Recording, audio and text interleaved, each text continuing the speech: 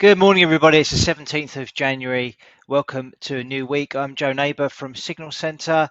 This is Talking Ball, just me this week as Steve is off on annual leave, enjoying a couple of weeks break. So the roundups when it comes to the charts will be a little briefer than usual, but hopefully still good enough for you guys to get some assistance and overview of what we are seeing from a technical perspective. We'll also go through the latest headlines just to start the week off. It's been a fairly light start, really, in terms of news. Boris Johnson is facing another bruising week in the UK with his future as UK Prime Minister very much in the balance amid a furious public backlash over rule-breaking parties at his Downing Street offices. 6 lawmakers in the governing Conservative Party have already called on Johnson to resign over allegations of alcohol-fueled get-togethers involving Downing Street staff when the country as a whole was in lockdown. In terms of what's going on in the Far East overnight, China's central bank have cut interest rates for the first time in almost 2 years, bolstering an economy that appears to have been losing a bit of momentum in the face of repeated virus outbreaks. The 10 basis point reduction was announced shortly before data showed gross domestic product, or GDP, had grew 4% in the final quarter of 2021 from a year earlier, higher than the 3.3% rise projected by economists, but slower than the previous 3 months. So that's kind of setting the tone really for a lot of markets this morning as we begin the week. I'm going to start off with some charts now and take a look at FX to start with. So what we have here is the dollar index chart. So those who have been following my opinions and views on this for the last few weeks or so will know I've been talking about this bullish channel, but last week we actually saw a break below the lower end of that bullish channel, as you can see here, highlighted by this impulsive move to the downside. We've since seen some support form in and around this region here. I've got a box drawn on my charts here to indicate that there is a range of supports on offer. We've got this big blue line here from these previous highs posted back in September last year, and also a 38.2% fib level. So far, done a pretty good job. We saw a decent bounce back on Friday to retest the underside of this broken channel, which so far is still acting as resistance. So we need to try and see price get back above that channel before we can maybe assume that prices are going to continue higher. Ultimately, I'm still quite bullish on dollar index. I believe we completed a nice double bottom pattern here, one bottom here, the second bottom there. We broke through this neckline, which was indicated by this blue line, which should provide a reasonable base for further gains over the medium to long term. But in the short term, it looks like we're going to see a little bit of choppy price action on the dollar index and more sideways price action for now. Taking a look at euro US dollar, this has been trading in a downtrend, as you can see here on the daily chart, following the completion of this head and shoulders top pattern, which completed itself back in August last year. In recent weeks, we've seen prices consolidate within this kind of triangle pattern. Finally, we saw a break to the upside on the 12th of January with this impulsive move to the upside, but we've run into the downtrend resistance line, and so far price has been or has stalled at that level, posting quite an important reversal candle there on Friday. Bit of strength being seen today, but certainly not very much, only up by 0.12% as things stand at the moment. Taking a look at cable, that's been a really strong move higher following the posting of these lows and this 38.2% fib support level that's done a fantastic job. And just show why that's relevant, we actually have to go back to the beginning of the pandemic, really, from the lows that were posted in March 2020 to the highs that were posted here or twice in most recently in June. We then saw prices move lower, find support at this 38.2% fib level and continue to move higher. And since then, we've seen a pretty sharp move to the upside, really. All prices been contained within this short-term uptrend. On Friday, you could argue that we posted a bit of a reversal following the shooting star candle that was posted on the 13th of January, followed up then with more selling on Friday. We're still holding on to this short-term uptrend line. So there is potential for a continuation higher up towards our next resistance zone between 138.33 to 138.91. So Potential for some upward moves towards this kind of region. If this short-term trend line breaks, then we may see some sort of correction lower in the short term, or maybe even a continuation of this downtrend that's been in place since June last year. Taking a look at euro sterling next, that continues to trade below the lower end of this bearish channel, where there is no sign of that slowing. We posted another engulfing candle on that on Friday. As you can see there, that red candle engulfing. So still looking for lower prices there. The black line of support we've got here goes back to these levels here, which is December 2019. So do expect to see prices move towards that level over the short to medium term. Doesn't appear to be any sort of signs of bottoming out or reversals taking shape on euro sterling at the moment. So expecting more of the same.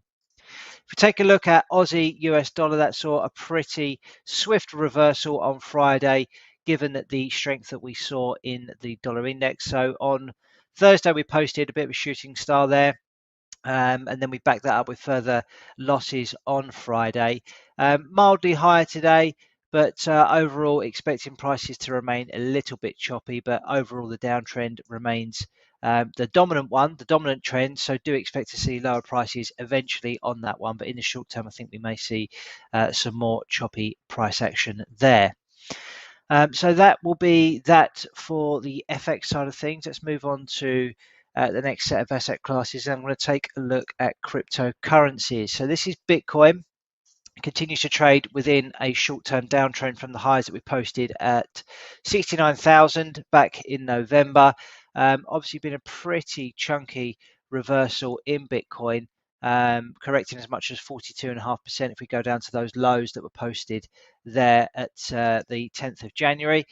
So no immediate signs of any sort of reversals taking shape at the moment. We may see another retest of this support at 39,600. If this breaks, then obviously there's quite a decent amount of fresh air for this to move into on the downside, potentially towards this 50% fib level, roughly 50% fib level at 34,267, although I imagine that we need to redraw that to take into account that high.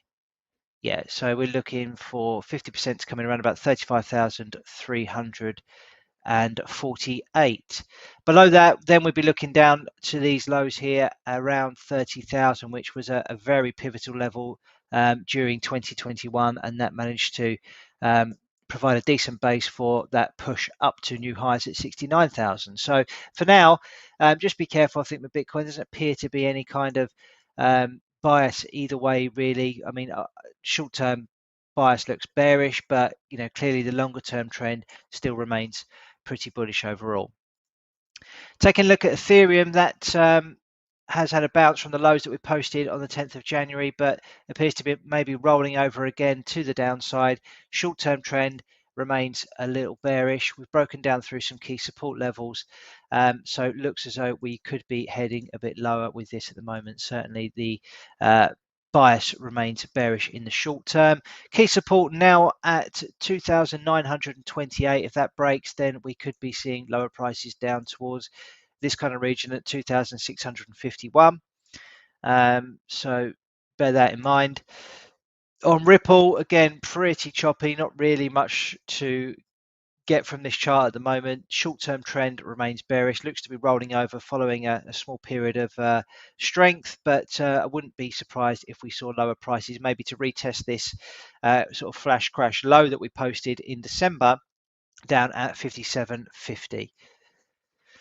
Okay, moving on to commodities next. Let's take a look at oil. That continues to test the underside of this broken bullish channel. So we're trading in this nice bullish channel. We saw a decent break to the downside in November. We're now back above those levels, quite easily surpassing really these resistance lines that we put in place on our charts internally. But we are testing the underside of this channel. If that has any relevance, I'm not sure. But we are also mightily close to these highs that we posted in October at $85, and we're getting very close to that now. So be interesting to see what sort of reaction we get there, whether or not we do have enough bullish interest to push that to new highs, or whether we're actually going to see some more selling. So Given the strength of this resistance zone, we've got to go back to these levels back here in 2012.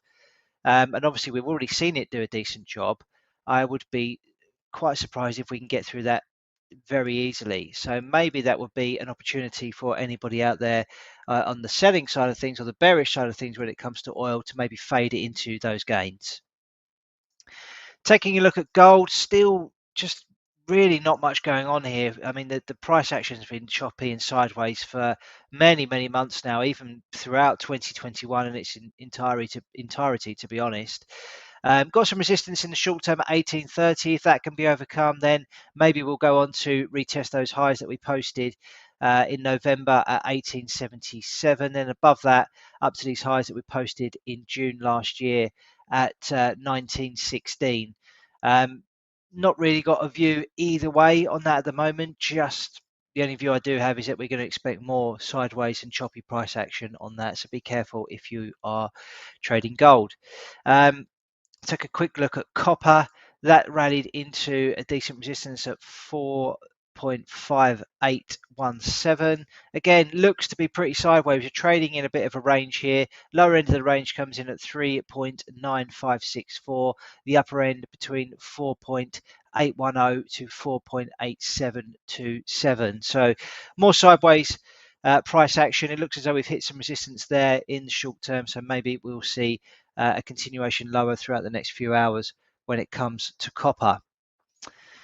Let's move this on then to the indices. So this is the FTSE 100 making new highs today. Quite interestingly, it's sort of the upper end of this triangle or wedge pattern that's been formed on the daily chart. So if we connect all the highs that have been posted on the FTSE going back to January 2021, we're rallying right into that level now.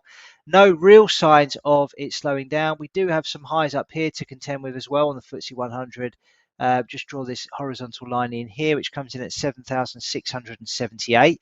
That would also mark getting back above the highs that we posted prior to the pandemic. So that would be a bit of a milestone for the FTSE 100. Obviously, if you compare that to what we've seen in some of the other markets in Europe and also the US, they're well above their pre-pandemic highs and have been for some time, but the FTSE's taken a considerable amount of time to catch up. It's now doing so as a result of the influence from the banking stocks in the UK, but also the mining stocks as well. All of these combining together to pull in the same direction and have a positive influence on the FTSE 100 at the moment. Be interesting to see how it reacts at those previous highs at 76,078.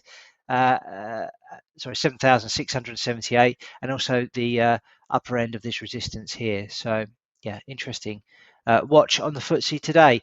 Let's look at the DAX next. That continues to trade pretty sideways. I suppose it did have an attempt at trying to break above these highs that we posted in November, but failed, posting a shooting star candle, and since then we've seen prices move sort of sideways really. Still trading in this range between 16,300 down to 14,810. And unless we can break out of either side of this range, then we are going to expect to see prices continue to remain within it for now. Taking a look at the NASDAQ, that's obviously taking a bit of a bashing as compared to some other markets in recent weeks. The tech sell-off has been particularly aggressive, but we are trading pretty much in line with this uptrend support line that we've got here drawn in red, and that pretty much began in September 2020, and since then price has remained above that. We've got some horizontal support zones or levels between 15,538 to 15,500 on the daily chart, and it seems to be holding for now. So while we remain above this, certainly on a closing basis, although we've had a couple of looks below it, we have managed to close above these support levels. And while that remains the case, there is arguments here for buying it due to the fact that it's in line with the uptrend support over the longer term, but also we've got this horizontal support as well. So maybe we are set to see a bit of a recovery in the tech names. We've also got earnings season very much upon us. So if the reports from these companies come in positively, we could see a decent bounce take shape back towards these highs at around about 16,768 on the NASDAQ. So I'd be keeping an eye on it from a closing perspective here on the NASDAQ. If we get a close below these supports, the lower end being 15,500, then I think we may see a continuation lower down to this kind of zone here at 14,475. But my bias looking at the chart at the moment would be for probably higher prices and for the bulls to step in yet again on this, as they have so often in the past. So do keep an eye on that. S&P 500, nothing really to be overly worried about here at the moment. Still trading above support of 4,551. We are only recently off of the most recent highs at 4,817. So overall, still looks pretty bullish on the S&P 500, and I think we can expect to see higher prices there. Similar situation on the Dow Jones. Again, fresh off the back of hitting a new all-time high at 36,955. Yes, you've seen a bit of a correction lower, but it certainly doesn't seem to be anything to worry about in the grand scheme of things here. And I think we can expect that the dip buys, again, will make themselves present and see higher prices again pretty soon in the Dow Jones. I'm not going to go into any further detail on these markets this week. I'm just going to focus really on some key European markets and some key US markets. If people do want to have a look at other stuff, then obviously feel free to mention in the comments, and I'll do my best to cover different markets.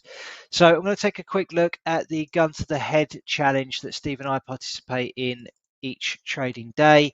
This is the results from Friday that we have here. So I went short of New Zealand dollar versus the US dollar, making 51 ticks or 1.59 R on the session. And Steve went short of gold, making 8 ticks or 0.8 R. So all in all, it was a pretty decent week for us last week on the gun to the head trades. If we look at the stats overall, really we haven't really made a lot of progress for a number of months, but as you can see, there's a decent uptick in performance last week, and overall still obviously maintaining a positive return. But again, the idea that we do this is just to highlight that trading is difficult, and we are making these decisions effectively under pressure with a gun to our head, as the name suggests, and got to come up with something that we fancy on the session. So without Steve this week, it is just me that's going to be coming up with some trade ideas. And normally what I'll do is scan through some charts on an intraday basis to give me a bit of an idea about where the momentum is and if I can try and jump onto anything on that front. So just having a quick look through these charts as we speak to see if I can come up with something that I quite fancy. There were a couple of bits that I went through on the daily charts that looked reasonably interesting. So one of them I think was cable. No, not that. Aussie US dollar. I'll tell you what I'm going to do. I'm going to buy NASDAQ today because it's trading in this bullish uptrend, as you can see on the daily charts. We've got this decent horizontal support coming in around about 15,500. So let's have a look at the intraday charts and try and finesse a bit of a better entry. So this is the hourly chart. Let's buy it currently. Obviously it's pre-market, but you can buy it on most sort of CFD and spread betting providers platforms. So I'm going to buy it 15,587. I'm going to target a move all the way back up to these highs up here at 16,660. And I'm going to place a stop just below this swing low here that was posted at 1 o'clock on the 14th, which gives me a stop of 15,296. I'm looking for 3.71 R. I mean, ideally, I'd have a stop below this low here, but in order to make the risk reward favorable, I'm going to go below that low there and hope that that does a job of supporting price. See, we've got a bit of a higher low there. That's my trade of the day, going long of the NASDAQ today. Hopefully we do see some strength in the US market or tech heavy sector this week. Okay, data wise today, there really isn't an awful lot. It's there's nothing of any high impact according to my calendar today. It's also Martin Luther King Day in the US, so there is likely to be a little bit less volume in some of these indices today. That may play into my hands today on this gun to the head trade. When there is a lack of volume, you can see markets just tend to grind in the direction of the dominant trend. So maybe that's what we'll see today. Earnings season did begin on Friday. We had some good numbers from JP Morgan, but also some poor numbers from Citigroup. So we will have some more earnings data throughout the week, and we will keep you posted of that throughout the week. So hopefully that's been useful for everybody today. I will be back tomorrow morning, and until then, everybody have a great day and trade safe. Goodbye.